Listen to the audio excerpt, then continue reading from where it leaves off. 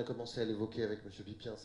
Concrètement, c'est quoi le rôle de la FEPTB et de l'ANEP dans cette démarche? Et comment vous vous projetez dans la suite? Oui, merci, je vais être très rapide parce que finalement beaucoup de choses ont été dites. Juste que je vais me faire l'écho des EPTB en particulier aujourd'hui, puisqu'ils sont fortement engagés dans ces démarches. Et on l'a vu tout à l'heure, un des exemples, mais l'ensemble des EPTB qui sont concernés particulièrement sur ces questions de prévention des inondations sont fortement mobilisés sur ces actions. Donc assez majeur sur justement cette question de prévention avec donc les modèles, l'alerte et l'organisation de la crise avec l'ensemble des acteurs. Et là on fait le lien avec l'ANEP puisque finalement on a ouvert la FEPTB, on est en train de construire cette année avec l'ensemble des acteurs qui sont autour de ces questions, alors prévention des inondations mais plus largement sur la gestion globale de l'eau.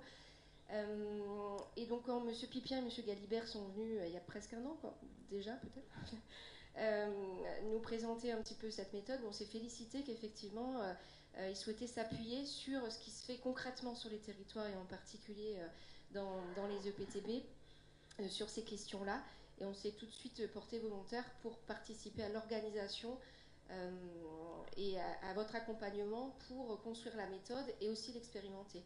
Donc là, on a engagé très très récemment, puisqu'on attendait un certain nombre de feux verts, on va dire, de la part de l'État pour engager l'organisation avec les EPTB.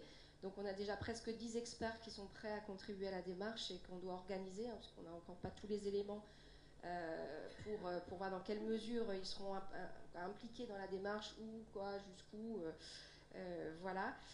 Donc on a ces experts qui sont prêts, qui sont identifiés. Et donc maintenant on attend un petit peu la suite la suite des opérations, on va dire.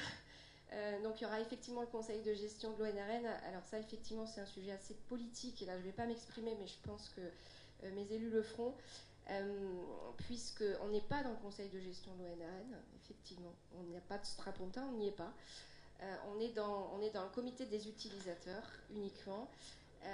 Et effectivement, là, on est invité à titre exceptionnel au conseil de gestion de vendredi. On avait déjà été invité au précédent, mais grâce à vous, je pense, puisque vous avez demandé à ce qu'on soit invité à ce conseil de gestion. Donc, on y va avec grand plaisir. Et donc, on sera là effectivement vendredi pour réaffirmer l'importance de s'appuyer sur les territoires pour organiser toutes ces actions. Et on espère qu'effectivement l'ONRN évoluera et prendra de plus en compte les collectivités et les territoires dans son organisation. Merci beaucoup.